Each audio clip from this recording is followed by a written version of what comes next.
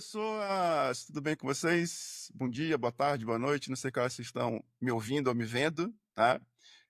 Aqui sou eu, Bruno Moura, host aqui do Input, e mais uma vez aqui com uma convidada, e eu estou muito feliz que eu estou com uma mulher hoje conversando comigo, né? E não é qualquer uma mulher, tá? É uma pessoa que tem que pra gente do meio, ela é uma referência também, que é a Fernanda, né? Fernanda Vanderlei. E como vocês sabem, né? Eu não apresento o convidado, deixo que o convidado se apresente, porque Caetano já disse, né? Cada um sabe a dor e a delícia de ser quem é. Então eu vou te deixar, Fernanda, você se apresentar e falar um pouquinho, né, de você. E aí a gente começa a conversar aqui sobre inteligência artificial, sobre mulheres na tecnologia. O papo, ele vai seguindo. Mas diz aí, quem é você na fila do pão? Quem é você? Diga logo que eu quero saber. Boa noite, bom dia, boa tarde, galera. Eu sou Fernanda, como o Bruno já disse, eu sou uma mulher negra, eu já estou nessa vida aí de tecnologia e inteligência artificial há um tempinho. Eu fiz, graduação, mestrado, doutorado, na área. Eu primeiro fiz a graduação e o mestrado na UFRJ, e como eu tinha vontade de ser professora universitária, eu fui me desafiar e aí eu fiz doutorado, na UFMG, na engenharia elétrica. Então eu não foi nem na ciência da computação, mas foi em inteligência computacional também. E aí depois, eu resolvi mudar de áreas e decidi sair da carreira acadêmica, depois a gente pode aprofundar um pouquinho mais nisso, e fui trabalhar em empresas, mesmo sem nem ter estagiado na vida. Eu sempre fiz, iniciação científica e estágio em docência.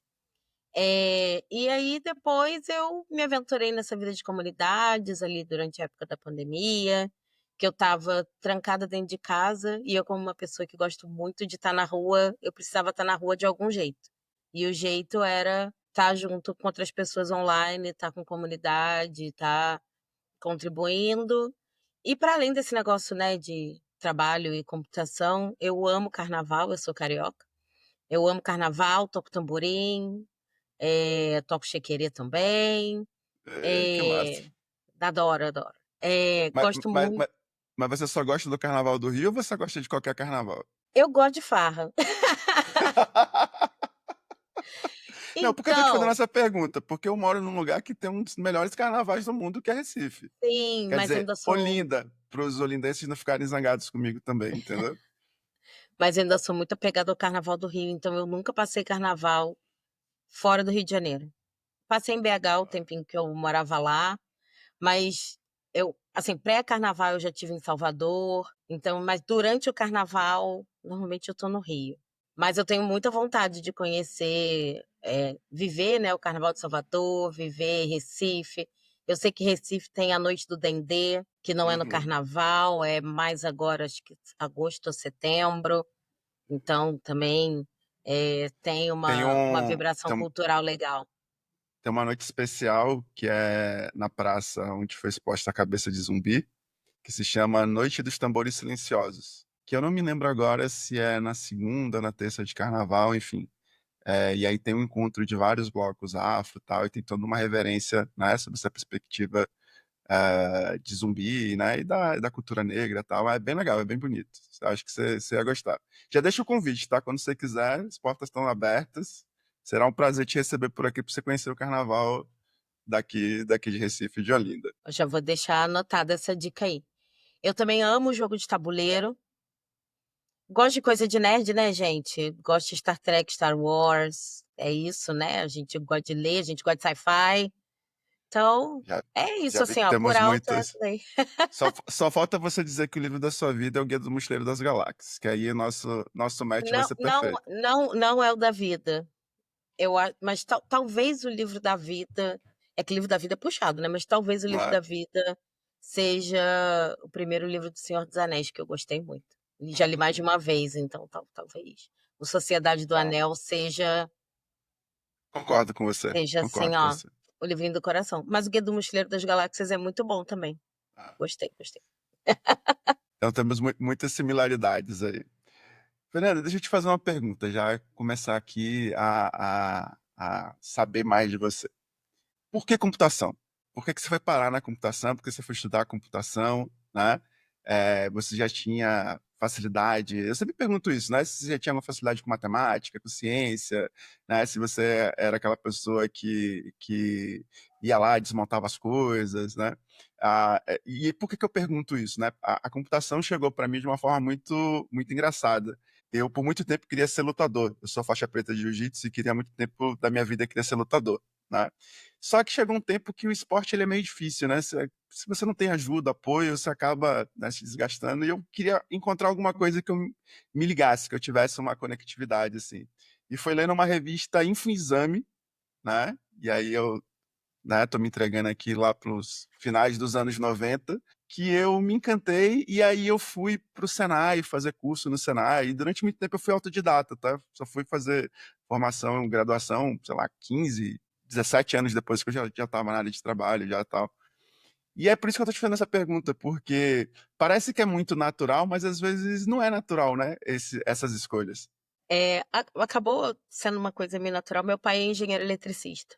E meu pai sempre foi muito de fuçar coisa, então consertava TV dentro de casa. Eu lembro muito, tipo, eu criança com a minha irmã, e daí ele soldando placa, e de vez em quando tirava a solda, e aí eu pedia para tipo, eu posso sugar? Tem um negocinho que você suga a solda solta, né? Eu Uhum, posso brincar e tal, não sei o quê. Então a gente sempre teve muito isso em casa. E aí eu só fui ter videogame meu depois de adulta já, que eu comprei um Wii. Mas eu sempre tive computador em casa. Então, tipo, e a gente montava o computador em casa. Meu pai comprava o gabinete, comprava as peças e a gente montava em casa. Então, sei lá, quando eu tava na quinta série, eu era uma das poucas crianças que tinha computador em casa. E aí eu eu lembro acabei de que fazer isso. Acabei de montar um de legal. aniversário de 15 anos da minha filha. Montei, ela queria um computador gamer, eu comprei as peças todas e montei junto com ela, e foi muito bom. E é muito legal. E aí, vou entregar a minha idade também. Meu pai ensinou para mim e para minha irmã. Eu tinha um caderninho lá, ele ensinou como é que criava diretório no DOS.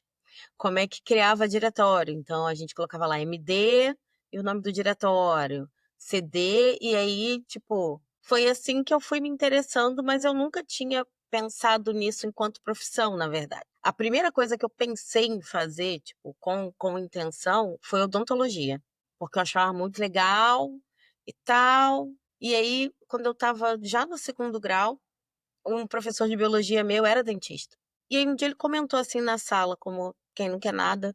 Não, porque eu tenho um crânio lá em casa. Aí eu, crânio? Aí eu perguntei pra ele, mas por que crânio? Porque pra mim era tipo assim, você mexe no dente das pessoas e acabou. Aí ele, não, tem aula de anatomia. Aí eu pensei, não vai ser o odonto que eu vou fazer. Não vai, né? Tipo assim, não é muito minha Não, praia. E aí fiquei meio.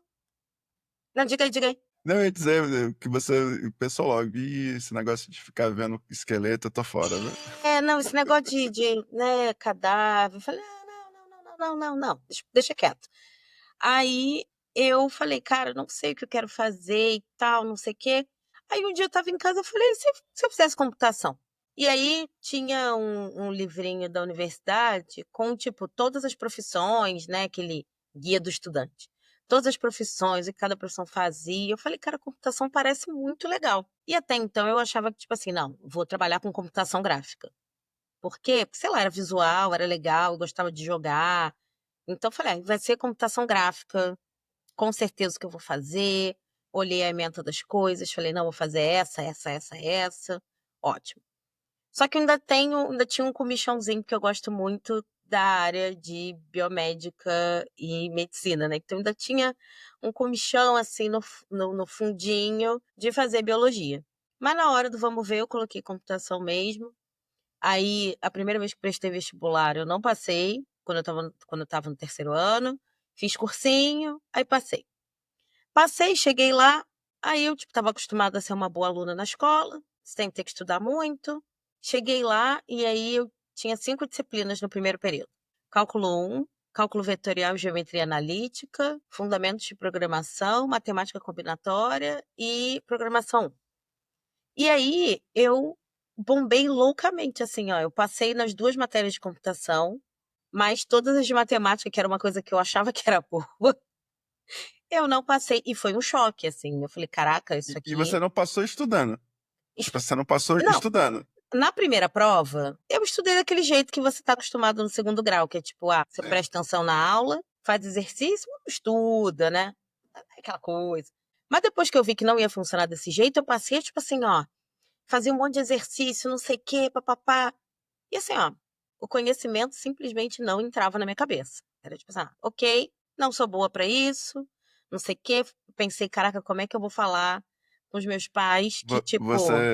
você falando isso pra mim, me lembrei agora do Felipe Lauar, que eu conversei com ele, foi o primeiro entrevistado aqui da Input, e ele me disse que, a primeira vez que ele entrou na aula de programação, que ele viu o professor dando os conceitos de programação, e aí só que era uma aula um pouquinho mais avançada quando ele entrou, né. E aí disse que ele olhou para aquilo e ele ligou para a mãe dele e falou: "Mãe, não dá, isso aqui isso aqui não serve para mim".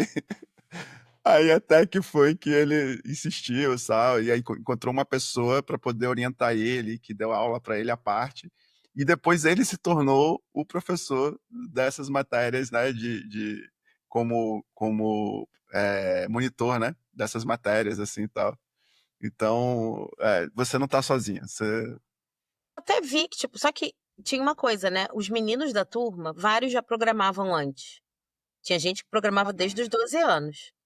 Então tinha gente que estava assim, ó, o professor falando: "Ah, isso aí tranquilo. Não, porque é variável, porque não sei o quê". A primeira linguagem que eu aprendi foi C, e a gente fazia muita coisa no papel. sim. Então era tipo assim, imagina, né, você programando no papel, escrevendo as coisas e tipo, não, né, gente. Aí, ainda bem que hoje em dia eu espero que tenha mudado, na verdade. E daí a gente fazia muita coisa no papel e tal, não sei o quê, eu falava: "Cara, que coisa horrorosa", porque mexia muito com a minha frustração, porque você escreve, todo mundo sabe aqui, você escreve um programa de primeira, normalmente ele não funciona. E aí eu colocava lá para compilar e dava um monte de erro, um monte de negócio, esqueceu não sei o quê, esqueceu não sei o que lá. É uma C vírgula, é um ponto e vírgula, é 2 pontos. C é, tipo, fortemente tipado, então, não declarou a variável, ou declarou a variável de um tipo, colocou outra coisa dentro dela, não sei o quê. Caos. Caos, caos absoluto, mas sobrevivi ao primeiro período, mas já meio assim: "Ah, eu vou largar". Tipo assim: Vou fazer vou odonto mesmo. vou fazer odonto, vou fazer biologia, vou fazer vestibular de novo e vou mudar de área". Mas aí dei uma insistida e tal, e os amigos da turma também, tipo: "Não, Fernanda, pô, bora estudar todo mundo junto e tal, tá todo mundo com dificuldade". É muito diferente as coisas que você vê no início da graduação são muito diferentes do que você está acostumado na escola, muito diferentes. E eu acho que a gente não tem maturidade também, porque eu Sim, total. entrei na universidade, eu tinha 18 anos. Você não tinha nenhuma maturidade para aquilo, sabe. Eu queria que fosse possível que a gente entrasse depois, que hoje em dia eu fico pensando, né, com a cabeça de agora, eu fico assim: nossa, teria sido tipo, agora seria muito melhor Eu tenho essa ter". mesma impressão que você, sabia? Eh, que, por exemplo, eu como eu te falei, né, meu a minha jornada ela foi diferente, né, eu comecei a estudar, eu sempre gostei muito de estudar, mas nunca fui muito fã de estrutura de estudo, de escola, de sistema de estudo, né, porque eu sempre achei que eles não respeitavam, assim, quem eu era, né. Eu sou uma pessoa não neurotípica, então já começa daí, né, então tem uma forma diferente de aprendizado, e tal. Então, eu sempre tive muita dificuldade, mas sempre gostei muito de estudar e sempre fui muito compulsivo por estudar. E nessa onda, quando eu encontrei a tecnologia, eu comecei a estudar muito, a comprar livros e livros e livros e livros e livros, aqueles livros bitolos, né, Tannenbaum, né, sei lá, todos os que eu via na minha frente eu ia comprando, né. E aí o que acontece, eu até tentei, ensaiei e fazer entrar em universidade, entrei e tal, mas nunca me encaixava, sabe, nunca fazia sentido para mim. E quando eu fiz, né, eu fiz para poder ter um diploma, e agora quando eu fiz a pós, rapaz, era outra coisa. A forma como eu tratava aquilo, como eu estudava, a forma como eu quero estudar, tô com planos, quero fazer mestrado e tal mais para frente, é uma outra relação, e muito isso da maturidade do tempo, né, de você ter uma outra perspectiva e também se respeitar e ter um entendimento de como você consegue absorver aquilo também, né. Não fica só na Não, cobrança, a cobrança de tipo, porra, no segundo grau eu matava a pau, agora eu tô aqui que foi emburreci, né? Esse tipo de cobrança às vezes que você fica na cabeça, né? é exatamente isso. E essa autocobrança forte, ela atrapalhava também, porque, assim, às vezes eu estudava muito, chegava na prova, eu esquecia tudo, frequentemente passava mal, tipo, não conseguia comer antes da prova. Então, se a prova era 13h, eu jantava no dia anterior, e aí eu só conseguia comer quando eu terminava a prova. Porque eu estava, tipo, completamente ansiosa com tipo: "Meu Deus do céu, eu vou esquecer". Teve um professor meu de álgebra linear, eu, tipo, tinha estudado muito, muito, muito, muito, muito, muito. Tirei 2 na prova. Ele escreveu na minha prova, não estudou. Cara, eu vou pro banheiro chorar, É, porque assim, ó, cara, como é que você é um total. educador e você diz isso para o aluno? Total. Que raio de motivação é esse que você está dando para o seu aluno, Exatamente. sem você saber o que que passou na vida daquela pessoa, e Sim. você diz: "Ah, não estudou, não se esforçou". Tipo, Não, moço, é você estava bizarro. na minha casa comigo estudando? Que E, e esse, é vo- e esse tipo de comportamento que durante muito tempo me afastou, assim, do ambiente do ensino, assim, né? E hoje, por exemplo, e aí eu comecei no próprio Senai a minha carreira, e eu comecei dando aula. E uma das coisas que até hoje eu já dei aula, dou aula há muitos anos também, e aí uma das coisas que eu mais me sinto assim feliz é exatamente isso. Como é que eu faço se um aluno não está engrenando? Como é que eu faço ele engrenar, né? De que jeito? Quais são as possibilidades, né? Qual é a forma que eu adapto para poder fazer com que, porque o desenvolvimento dele que é o meu objetivo, né? Meu objetivo não é chegar lá simplesmente e desenhar coisas ou escrever coisas e falar coisas para as pessoas, mas é como é que eu incentivo essa pessoa a poder se engajar e poder, né, tomar aquilo e aprender aquilo que ela está se propondo e tentando, né? Porque não é fácil. Você falou, principalmente nessa idade, quando você é muito jovem, quando você tem 18 anos, né? É bem mais complexo. Mais uma coisa, você passou dessa fase. E aí, como é que foi o restante do curso? passei dessa fase, mas eu não estava super apaixonada por computação não. Eu só me encontrei de verdade em computação quando eu fiz lógica, que daí eu falei: "Nossa, isso aqui é legal". Foi no 5º período. Então eu levei 2 anos e meio para tipo, ok, gosto. Eu até gostei de arquitetura de computadores, eu achava muito mágico, tipo assim, aí eu digito uma coisa, aí eu digito no físico, isso vira um pulso, isso passa por uma unidade de controle, isso passa por uma unidade de processamento, é guardado no registrador e tal. E eu achava, gente, que coisa incrível. Eu achava muito mágico, mas não tinha nenhum mercado, não tinha nenhum mercado quando eu entrei na graduação, nenhum. Era tipo assim, ah, sei lá o que eu vou fazer da vida se eu resolver que quero fazer isso. Mas aí eu me apaixonei por lógica e no período seguinte eu fiz inteligência artificial. E aí aprendi sobre heurística, sobre a estrela, busca E- em Isso que eu profundidade. ia te perguntar agora. O que é inteligência artificial? Eu tô falando isso no início dos anos 2000, isso, né? Isso, No 2000, era início, 2003, 2004. no início do ano 2000, o que é a inteligência artificial? Explica para quem ainda não entendeu que a inteligência artificial é um objeto que vem dos anos 40 para cá, né? Mas o que era nos anos 2000 que deve ser um pouco diferente do que é hoje. Não, completamente diferente. Tinha muita heurística, então algoritmos de busca em grafos usando heurísticas, né? Então a estrela, muitos algoritmos baseado em teoria de jogos. Era uma coisa completamente diferente. Tinha algum rudimento já de uma inteligência. Eu lembro, eu usei o livro do Peter Norvig e do Stuart Russell na graduação, um livro bem, bem conhecido. E eu lembro que tinha um exemplo que era um aspirador robô, que ele estava num mapa. E aí ele ia percorrendo as salinhas lá do mapa, e aí ele podia ou fazer a atividade de aspirar, ou só passar pela sala se a sala já estivesse limpa. Ele tinha um sensor, era tudo só, na verdade, teórico, né? E aí eu lembro que era o mundo Wumbus. E aí, se ele chegasse na salinha lá, já limpa, e você mandasse ele limpar, ele sujava a sala, na verdade. E aí era um problema de busca, era um problema de navegação em mapa.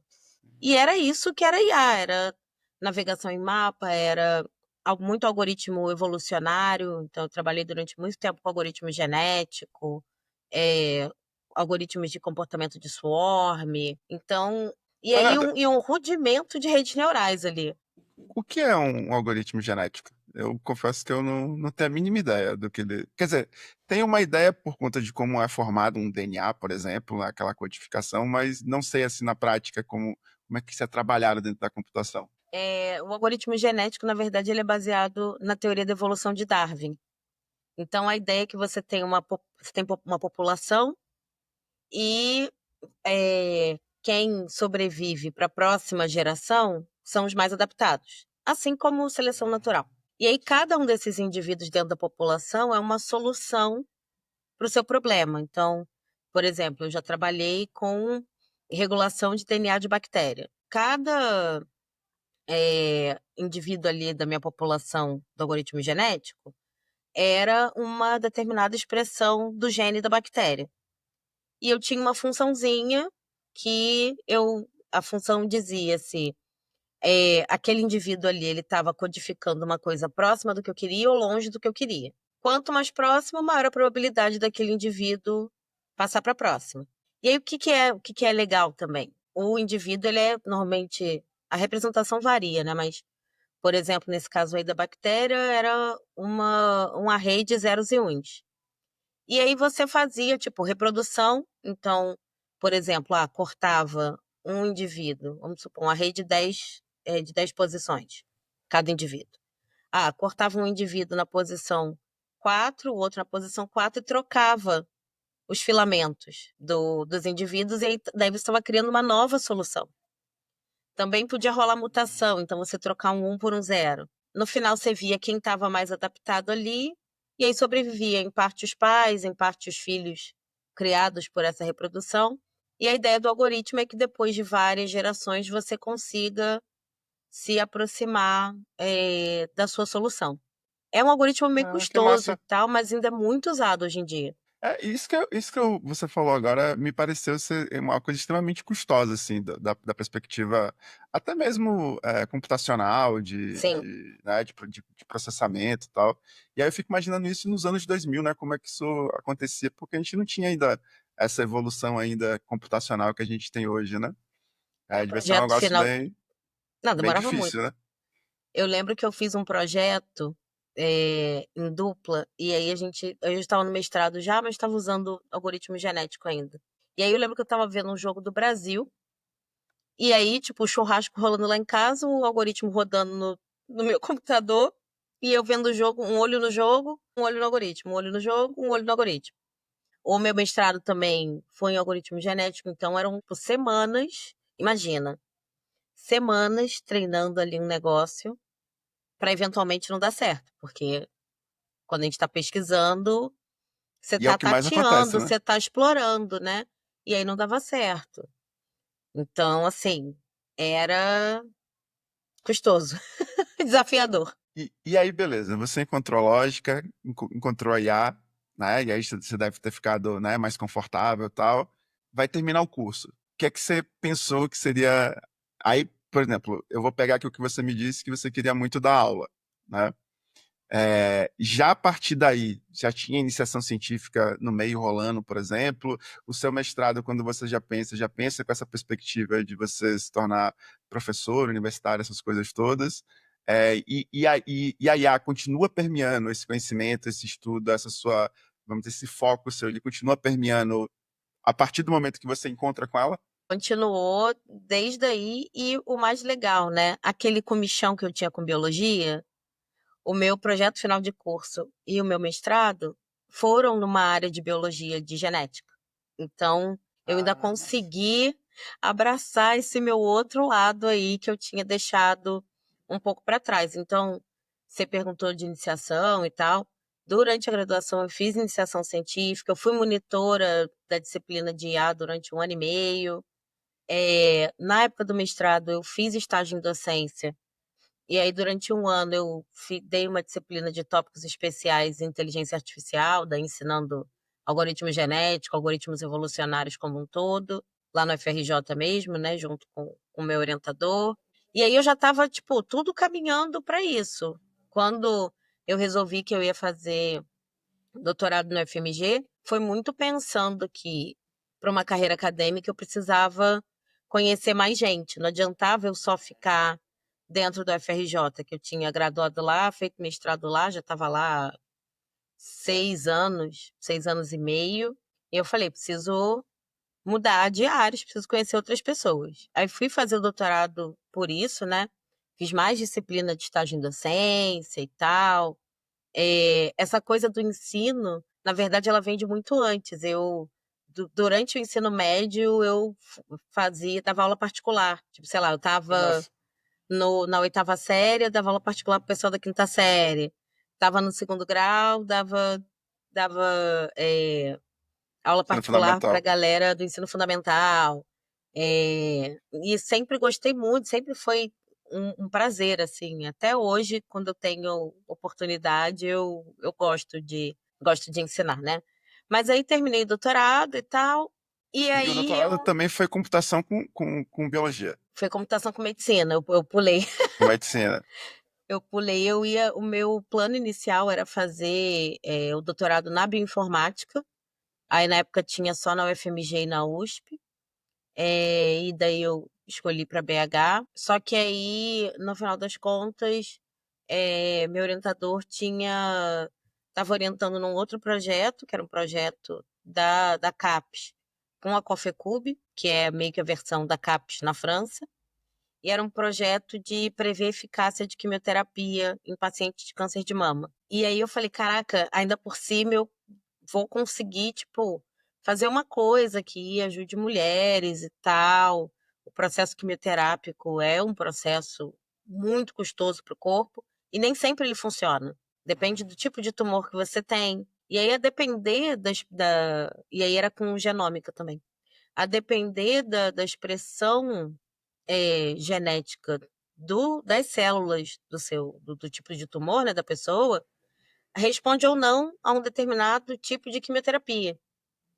E aí era interessante você conseguir fazer essa relação e você ter uma coisa mais específica, até porque esse tipo, não vai funcionar, vamos partir para um outro plano de ação, sem ter que ter esse custo, né, no corpo da paciente. Aí por isso eu E aí, morei na França. deixa eu te fazer uma pergunta ainda nesse ponto aí do seu, Uhum, seu claro. doutorado e nesse estudo. É, hoje, por exemplo, eu vi recentemente que você fez um tutorialzinho, né, falando sobre o MedGen, né? Eu conversei até com o Gus Martins semana passada, que é o líder, né, do Gen lá né? E aí, por exemplo, hoje você tem um modelo, que é o MedGen, por exemplo, um modelo de LLM, né, voltado para a área de medicina. Mas como era isso nesse momento, por exemplo, que você estava nas suas pesquisas, tanto lá no mestrado quanto no doutorado, por exemplo? O que que tinha? O que que de tecnologia, por exemplo? Eu sei que você já devia trabalhar com redes neurais, né? Eu sei que redes com Convolucionais. o convolucionais, eu sempre Eu acho o entro nome muito nessa, difícil. Eu acho o não nome é? muito Eu difícil. sempre, eu sempre me perco nele. Como é que era isso? O que é que tinha de modelo? O que é que você fazia? De que forma você aplicava, né, essa, eu vou dizer, essa inteligência artificial nesses seus estudos, com essas tecnologias? Tipo, o que é que você usava? Durante a graduação e o mestrado, eu usei bastante algoritmo genético, né? Daí depois, durante o doutorado, IA é muito estatística também. Sim. IA é o nome bonito de estatística. As pessoas vão me bater, mas, mas tem muito de estatística por trás. Tipo, É né? aquilo que eu te falei, eu não, por exemplo, a ciência de dados, ela é a combinação da estatística com a computação. Então, e se é isso, e a IA, né, se o estudo de inteligência artificial, ela é uma evolução e vem de vários conceitos que vêm da ciência de dados, mais que justo, né, a gente achar que que é estatística também. Sim, então no doutorado eu usava método estatístico com algoritmo genético para poder fazer essa predição. O que acontece? Eu trabalhava com dado de microarray de DNA. Rapidinho, o que é um microarray de DNA, né? É um chipzinho, aí você faz a aspiração, no caso do projeto, né, da célula lá tumoral, você faz uma eletroforese e consegue sequenciar o DNA daquele tumor, e aí você vê como os genes se expressam. Como é que você vê isso? Tem uma luminescência e tem uma câmera, não é bem uma câmera, mas tem uma câmerazinha, e aí ela fotografa aquele chip. Quem brilha mais, expressou mais, ou seja, se replicou mais, né, dentro do processo. E aí, quem brilha mais, se replicou mais, e aí você, a partir desses valores, você transforma esse chip aí de microarray em dado tabular. Então, um chip de DNA, nem se usa mais tanto microarray hoje em dia, mas tem técnicas mais modernas de sequenciamento. Mas um chip desses tem 22.283 características. E Caramba. era muito, muito, muito caro. Se sequenciar DNA hoje em dia é caro, sequenciar DNA em 2010, 11, era muito mais caro. Então eu tinha, sei lá, menos de 200 pacientes para trabalhar, que é e isso traz um problema bem conhecido nessa área de IA e de ciência de dados, que é chamada a maldição da dimensionalidade, que é quando você tem muita, muita característica, você precisa ter um número representativo de dados, só que eu não tinha isso. Então, eu fiz vários testes estatísticos e tal para conseguir reduzir esse número de variáveis, ficar com variáveis que fossem representativas, né? E o trabalho foi feito não só com pessoas de computação, mas junto com médicos também.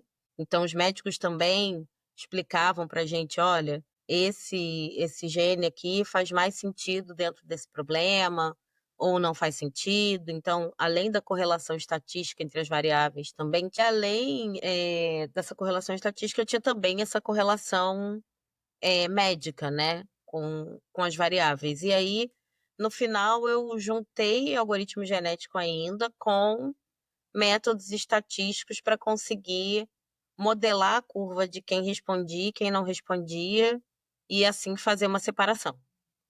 Então, um trabalho bem mais, era de inteligência artificial, mas bem mais estatístico, e de heurística do que o tipo de IA que a gente escuta falar agora, porque mesmo em 2010, por ali, ainda não tinha tanto poder computacional assim. No laboratório Sim. que eu estava, a gente tinha servidores, um monte de placa, mas ainda assim a gente ainda não estava na era das GPUs que nem a gente está agora. Que foi o que É, propiciou, né, que a gente tivesse esse boom todo é, de IA agora. e essa questão também da ideia da computação paralela, por exemplo, aplicada também é uma coisa mais recente, né? Você tem muito isso por conta da perspectiva ali que começa, né, a gente ter essa ideia do grande paper ali do Google, ali de 2017, ali do All Needs, né? E aí você também não tinha ainda essa perspectiva de trabalhar e com essas placas gráficas tão potentes, né? Ah, que a gente tem hoje. Mas me fala uma coisa, hoje, você entendendo essa IA que a gente tem hoje, como é que ela impactaria no seu estudo daquela época? Como é que você acha Nossa, que tá aí seria? uma coi nossa, tô aqui tá aí uma coisa que eu não tinha pensado. O que eu acho que, ajudaria bastante é que uma grande dificuldade é você vencer a barreira, de estar atuando num campo que não é o seu campo de especialidade, né, porque, embora eu tenha estudado bastante genética durante a vida, eu obviamente não sou uma geneticista. Então, você tem essa barreira grande. Do ponto de vista computacional, eu poderia ter feito muito mais simulações do que eu fiz na época hoje. Meu celular deve fazer mais simulação do que meu notebook conseguia fazer naquela época. Então, assim, eu teria mais velocidade de experimentação. Eu acho que também para conhecer outras técnicas, né, também faria, diferença nesse aspecto aí de rapidez. Tanto que depois, uns anos depois, quando eu fui trabalhar com genômica e agora já no mercado, eu usava, deep learning. Eu estava usando não LLM não tinha dado boom ainda, já existia, mas não tinha dado boom ainda, né. Então mas já dava para usar rede neural profunda para poder fazer todas essas, correlações aí de variáveis e tentar descobrir padrões dentro do genoma. Então, já foi um super bom e não foi tanto tempo assim depois. E agora, pegando todo esse seu retrospecto, vou te fazer uma pergunta bastante importante. E a inteligência geral? Ela está mais perto, está mais longe? Será que daqui a 5 anos, como muitos dos idealizadores ali do Vale do Silício propagam, a gente vai ter uma inteligência geral? Eu acho que não. Eu acho que não. E eu não sei nem se vai ser desse desse jeito com os métodos que a gente tem hoje, né. Tipo, a gente precisa de muito exemplo Sim. e a gente ainda precisa resolver o problema da alucinação, porque, não, a gente tem a internet inteira aí, por exemplo, de exemplos. Mas a própria IA está sendo alimentada com a IA hoje em dia, sem você Eu não sei sabendo se mesmo. você viu esse paper, mas se você não viu, depois eu te mando. Que foi de uma galera que ela disse que a IA, ela não alucina, ela cria bullshit. E aí eles criaram um indexador para isso. Bicho, o paper era Não muito bom. vi, Eu vou te mandar esse não paper. vi, me manda, me manda. Eu vou te mandar esse paper porque ele é muito bom. E os caras fazem toda uma defesa, né, de que a IA, ela não alucina, não. Ela cria o bullshit mesmo, entendeu? E É, fala com segurança, né, aquela coisa tipo assim: "Não, sim, é isso". Aí total, você: "Será?". total. Total. Mas o que é que você acha que é a coisa mais próxima que a gente. Por exemplo, até o pessoal lá do Vale do Silício tem trocado, né? Tem chamado de superinteligência, né? Ou algo do tipo. O que hoje para você entende que mais se aproxima dessa, vamos dizer, dessa IA super potente, assim? Porque assim, eu confesso para você que todos os dias eu me assusto e fico admirado com coisas que são bestas. Não precisa nem ser super inteligente, né?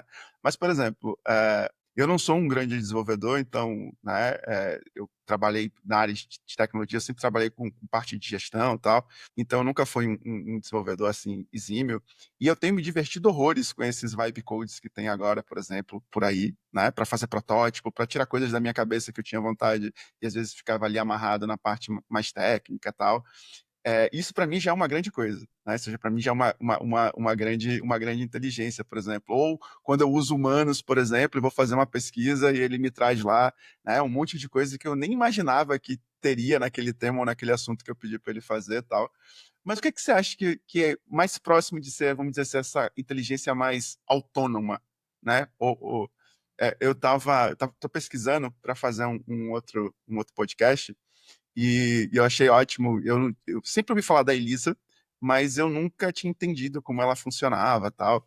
E aí eu lendo como ela funcionava, eu dei muita risada, né? Porque, tipo, você dizia assim para ela, não, porque eu tô com um problema com a minha mãe, né? Aí ela respondia, fale mais sobre sua mãe, né? E aí você sempre na deixa, parecia aquele código, por exemplo, às vezes que as pessoas falam de quem é golpista, por exemplo, que vai te perguntar alguma coisa, né? E fala assim, não, não, o nome daquela pessoa, e você fala, fulano, fulano, exatamente, fulano, né? E o que para você é essa próxima esse grande salto que a gente pode dar, para além de todos os saltos que a gente anda vivendo? Nossa, que exercício de futurologia. Eu antes de eu que eu vou precisar pensar nessa resposta aí. Mas antes, né, enquanto eu vou pensando aqui, eu acho que uma coisa muito importante é o que é inteligência? Isso é também uma grande Exa pergunta. exatamente, porque assim, inteligência é eu, por exemplo, estou programando numa ferramenta nova ou numa linguagem nova que eu não conheço, eu peço para IA: "Poxa, como é que eu faço isso aqui nessa linguagem nova?". Aí ela me fala. estando certo ou estando errado, tá? Vamos supor que esteja certo. Mas isso é inteligência? Porque eu poderia procurar, sei lá, no Google, provavelmente eu acharia isso no Stack Overflow, respondido, que era Sim. como a gente fazia Na época das antes de cavernas. ter IA generativa com essa facilidade toda. Então, tipo, tá, mas o que é ser inteligente? É criar do zero? É antecipar o que eu quero? Então, acho que por isso que eu acho que essa a coisa da superinteligência, dessa IA mais generalista, ela é um pouco difícil, porque na verdade a gente mesmo não tem muito uma ideia do que seria, o que a gente quer com isso, né? Sim, Qual é o concordo. objetivo? Tem uma coisa que você falou, por exemplo, ali da sua pesquisa, que você falou assim da dificuldade, né, de você ter uma população pequena e ter uma variação gigantesca de coisas que você precisa pesquisar ou correlacionar. Eu entendo muito que essa IA, dessa forma como se prega por aí, generalista, ela, ela é muito difícil justamente por conta dessa grande variabilidade que a gente tem das coisas, do nosso comportamento, da percepção que a gente tem, né? Então, eu acho cada vez mais difícil, porque a inteligência que eu entendo é a inteligência de olhar para você, por exemplo, agora e perceber se você está feliz, se você está triste, se você está apreensiva, se algo está te preocupando, né? No tom da sua voz, na forma que você fala, né? Nas nuances que tem sobre o que está acontecendo no meu entorno, na minha volta. Essas são perspectivas para mim que eu entendo mais por essas percepções para mim são coisas que eu entendo como uma inteligência, uma coisa muito intrínseca nossa, né, humana, assim, né? E eu acho que dificilmente posso estar, espero não estar errado ou estar errado, enfim, não sei ainda, tenho dúvidas sobre esse meu pensamento, mas eu acho assim bem difícil a gente chegar sobre essa perspectiva, né? Que é exatamente esse ser autômato, assim, que você só diz algo e ele vai fazer, você não vai se preocupar com nada, assim, porque ele vai fazer. Sei lá, que nem quando eu vou pedir alguma coisa para alguém fazer, ou quando eu chego no meu trabalho e falo, gente, às vezes eu não preciso nem dar detalhes das coisas, mas, ó, quero tal coisa pronta. Pronto, todo mundo já sabe o que precisa fazer, me trazer, né? Só que ali não tem só o fazer, né? Existe ali, por exemplo, a perspectiva da priorização das coisas, é sentir se um determinado cliente, por exemplo, né, no tom da voz dele, se eu preciso passar aquilo na frente ou não. Enfim, eu acho que o Nicoleles também ele faz esse mesmo questionamento, né, sobre essa perspectiva. E eu ainda digo mais, eu sou um pouco de Ariano Suassuna nesse processo, né? Quando, né, ele fala porque que da perspectiva da evolução humana, e aí ele pega um pregador e vai explicar, olha, tudo bem, né, a gente veio do mesmo comum ali do macaco, mas entrega um pregador para o macaco, entrega para um ser humano e vamos ver aqui o que é que cada um faz com esse pregador, entendeu? Eu acho que a inteligência ela está nessas perspectivas. Não sei se você, Sim. se você Não, eu também, concorda. não, eu também acho. E assim, no ponto que a gente está agora, essa coisa de todas as IA generativas que a gente tem, ajudando em código, ajudando a prototipar, ajudando a fazer pesquisa, até conversação mesmo. Eu acho que assim, dentro desse próprio campo tem um monte de coisa para fazer ainda. Melhorar a resposta. Eu tenho um monte de amigo que reclama, tipo, poxa, fiz um prompt todo detalhado, pedi um JSON, o JSON não funciona, tá quebrado. Pedi um código, o código não funciona. Então, assim, Sim, tem um caminho. Óbvio que a gente tem visto que tem cada vez mais mentes brilhantes se aplicando nisso, tem cada vez mais dinheiro sendo aplicado nisso. Então, assim, a gente tá numa curva, mas será que tem um teto essa curva? Durante muito tempo, tipo, como a gente até falou aqui hoje, né? Tipo, a IA lá em 48 já tinha o neurônio simples, o um neurônio. Será que alguma hora a gente vai esbarrar num teto? Porque não parece, não é muito transparente, né? Mas, tipo, treinar uma LLM, fazer essas coisas, gasta água, gasta recurso, gasta energia. E é tudo sim. combustível fóssil. Então, tipo, será que a gente vai ter um teto? Será que alguma hora a gente vai falar, pô, acho que tá demais? Não sei. Gastei o que tinha, que não tinha, e agora? Como é que fica, né? Exatamente, exatamente. Então, assim, é engraçado porque normalmente a gente faz a discussão da IA muito do ponto de vista técnico, né? Que é muito legal, porque a Sim, gente somos pessoas técnicas, é legal, é charmoso. Mas e toda essa outra questão, né? Ambiental, a questão ética, sabe? Tem esse outro lado também total. que precisa de carinho, né? Na discussão. Não, eu concordo com você.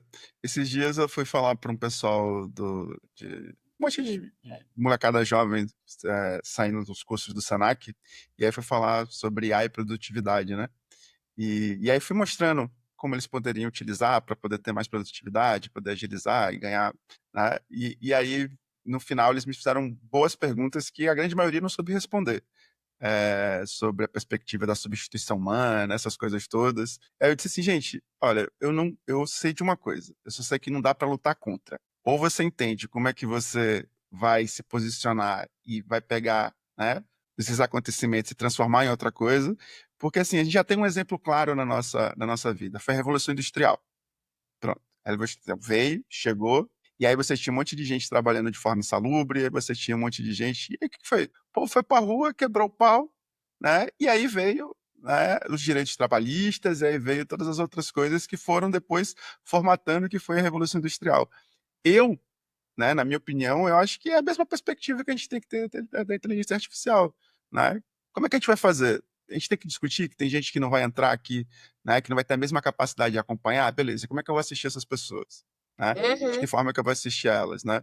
E aquilo que for realmente acabar, como é que eu vou, né, transformar isso em outra coisa para que as pessoas se adaptem? Enfim, eu acho que a discussão, ela passa mais por aí do que a discussão, né, de tochas e fogo e vamos destruir tudo e tal, né? Porque não dá, a gente já percebeu que não dá, não, né, é difícil. E aí eu tô falando da nossa conjuntura de mundo, né? Então, tipo, se a gente tivesse um outro mundo utópico de uma outra forma, tudo bem, mas a gente tem esse. Então, nesse é mais ou Aham. menos isso que vai acontecer, né? Sim. Fernanda, falando sobre mundo, da onde nasce Mulheres em A?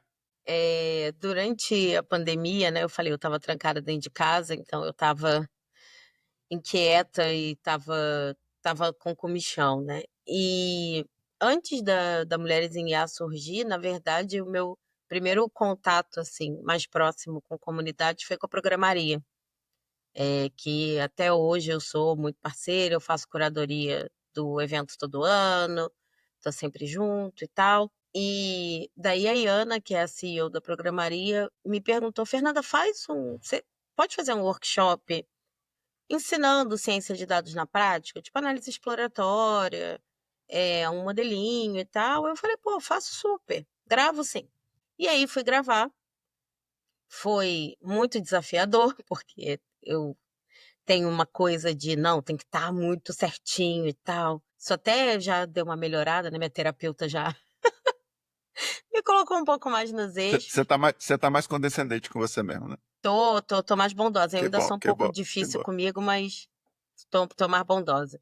E aí foi muito difícil gravar, eu falei pra ela, eu falei: "Amiga, não vou conseguir, porque não tá saindo e tal". Ela falou: "Não, vai conseguir sim e tal, tá-tá-tá".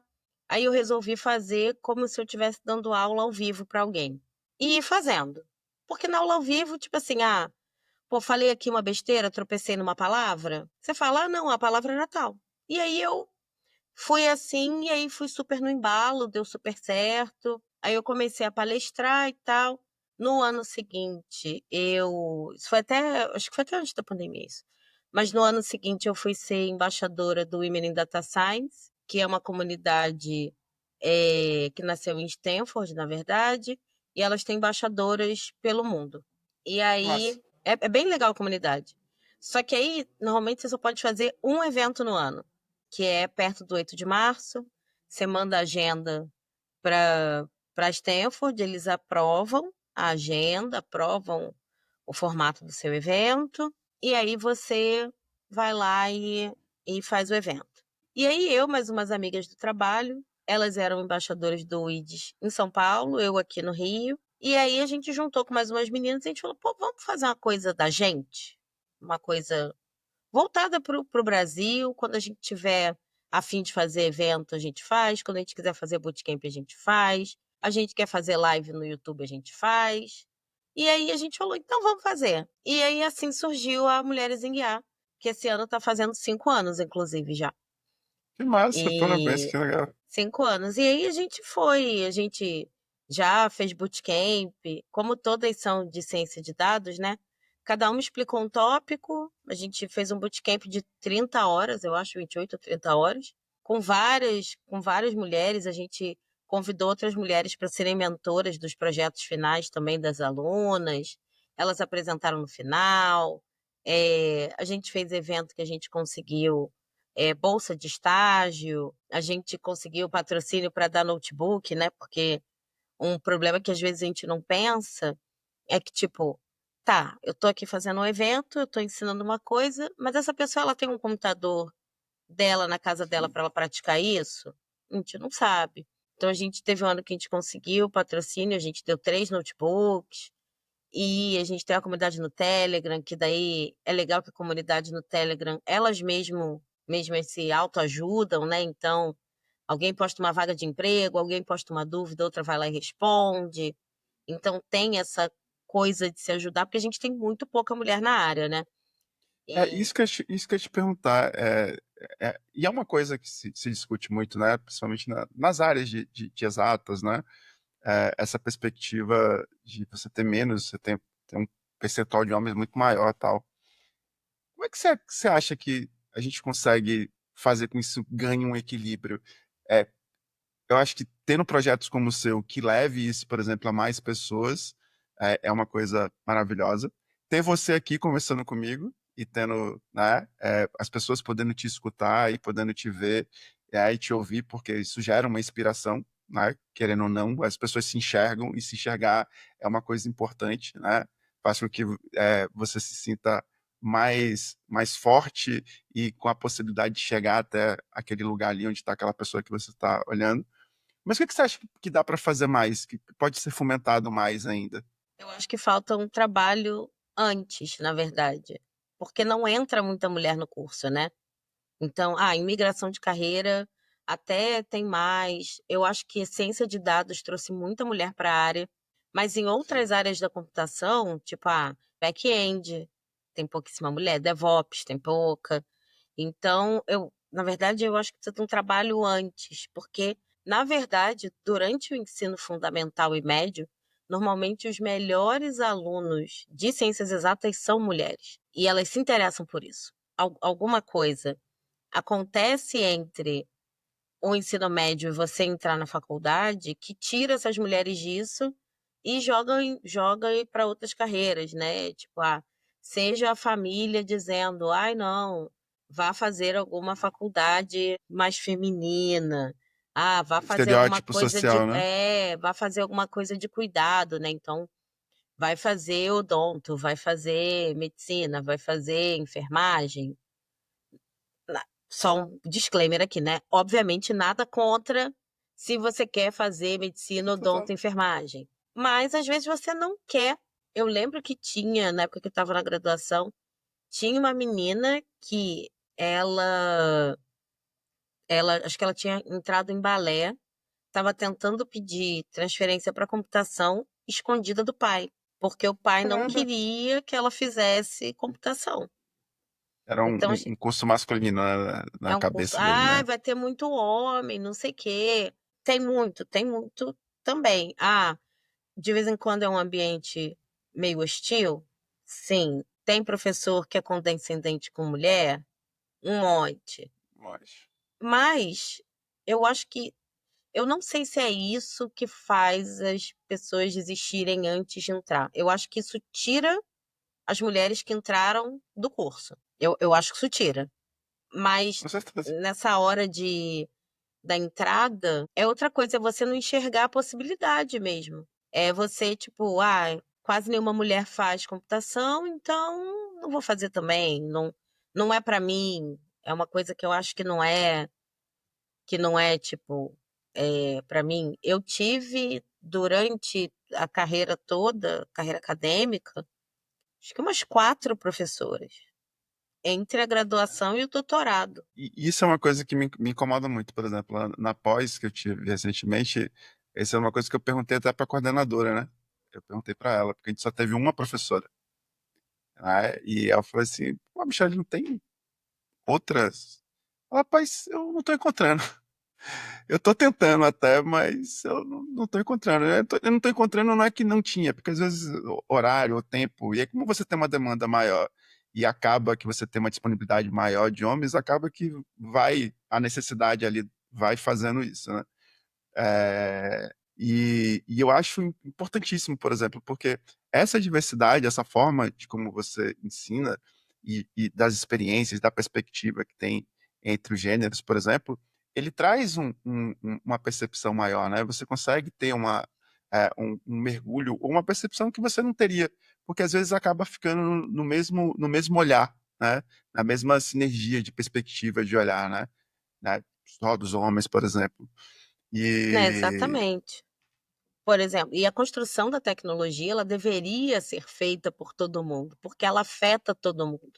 Então, sei lá, quando a gente fala de reconhecimento facial, gente, reconhecimento facial afeta muito mais pessoas negras do que pessoas sim. brancas, por exemplo. E aí, se você não está atento a isso quando você vai construir ou quando você vai usar a ferramenta, você incorre, obviamente, em erros. Então, você precisa é aquela coisa, né, tipo, não tinha ninguém na sala para dizer para você que, tipo, não ia dar bom isso aí, que ia dar problema? Não tinha, porque às vezes as pessoas são todas iguais, fica aquele viés de confirmação, né, tipo: "Ai, não, é isso, é isso". E você não tem ninguém para se opor. E quando você tem, é uma pessoa, que daí essa uma pessoa, às vezes por mais que ela se coloque e tal, às vezes ela não tem força, porque ninguém leva a sério aquela uma pessoa. Quer dizer, às vezes tem algumas pessoas que levam a sério, tá o Grok aí pra deixar mentir, né? Reproduzindo, né? o seu, o seu mestre soberano. Pois é, pois é. Mas acontece. Fernanda, estamos chegando já aqui no finalzinho. Eu queria muito te Ai, tá agradecer, tão estou bom, muito gente, o feliz. Não tá? papo. Tá Eu tão bom, também. tô aqui, ó. Adoraria conversar ainda mais, bem mais com você, mas quem sabe a gente não faz uma segunda parte. Eu É adoraria, só verdade, basta verdade. você querer. Ó, vamos. Mas, mas seria ótimo. E aí eu queria, primeiro, deixar que você se despeça e deixe um recadinho aí para a turma que está ouvindo a gente. E que indique aí para a gente o que é que você tem, né, ouvido de podcast, lido de news, de livro, de paper, não sei, o que você quiser indicar aí para a turma para poder ter essas referências a partir de você. Primeiro vou te agradecer super pelo convite, o papo tá mara, é muito muito bacana, né, poder falar do que a gente gosta, por isso que eu falei, se deixar eu vou ficar falando aqui até amanhã desse assunto. De recomendação, eu não sou uma pessoa tão de podcast, eu sou uma pessoa que lê mais do que escuta. Eu acho que eu tenho um pouco de dificuldade com podcast. Então, normalmente, poxa, teve um podcast interessante. Aí, normalmente eu pego a transcrição do podcast e leio, e aí escuto trechos. Mas eu, de leitura, eu gosto muito da newsletter do Andrew Ng. Boa. Ele sempre traz tanto essa reflexão mais crítica e ética, né, da IA, quanto coisas novas de técnica, eu acho super bacana. Os cursos Eh, dele também são muito bons. os cursos dele no Coursera são maravilhosos, inclusive para quem está aí: "Ai, poxa, eu queria conhecer mais", vale muito a pena e dá para fazer como ouvinte, você não precisa pagar, você pode pagar só se você: "Ah, eu quero o certificado", aí você paga, mas dá para o material está todo disponível online, é muito bom. Para quem gosta de agentes, eu recentemente cruzei com um white paper que chama Agents, que foi o pessoal do Google que escreveu, tem Muito bom também. 42 páginas de, tipo, como é que usa, para que que serve, como é que constrói, não sei o quê. É Muito muito bom esse legal, paper. muito bom.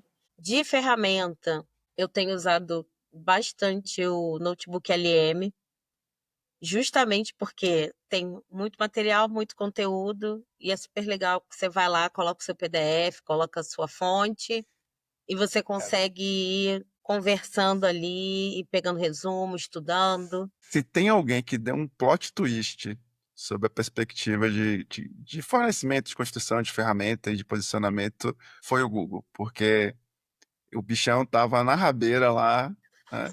E aí daqui a pouco só vem uma coisa atrás da outra, e aí vem estúdio, e aí vem notebook LM, depois o Gemini, depois vem as versões, cada uma melhor do que a outra, e agora tem Image, tem Vel, enfim, conseguiu dar um cavalo de pau e assim, e eu vejo o Google cada vez mais consolidado com isso, principalmente por aquilo que ele já criou, né? Que é esse Uhum. ecossistema onde você então tudo hoje tá ali ele, né? Tá no Google Meet, tá lá no Docs, tá no Sheets, né? Tá em tudo que é canto. Então a perspectiva de você ficar ali amarrado dentro desse ecossistema é muito maior, né?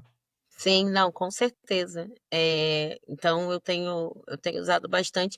Inclusive, você falou do AI Studio, eu uso muito para a parte de streaming para praticar a língua estrangeira. Ah, Tipo, que legal. eu uso o streaming para ficar conversando com, Que massa, com ele. nunca parei eu brinco de vez em quando com o Gemini, mas nunca parei no AI Studio para fazer. Acho que eu No AI vou Studio, começar a no, fazer. no, no menuzinho na esquerda, assim, tem um Sim, negócio de streaming. Mara, gente. né? Muito bom. Que massa. Muito Fernanda, bom. obrigado demais. Valeu pelo papo. Queria muito. A gente podia ficar aqui a noite toda conversando aqui. Acho que a gente teria pontos aqui para conversar. Mas a gente vai ter uma segunda vez. E aí a gente vai conversar ainda mais para poder, né, aproveitar esse tempo. Brigadão, valeu. Bora. Gente, vocês que estão ouvindo a Input, muito obrigado, né? É sempre um prazer terminar o programa e saber que vocês, né, vão estar lá ouvindo, ou ouvindo dentro da News, ou dentro do Spotify, ou no YouTube. E aí, valeu, obrigado demais e fui!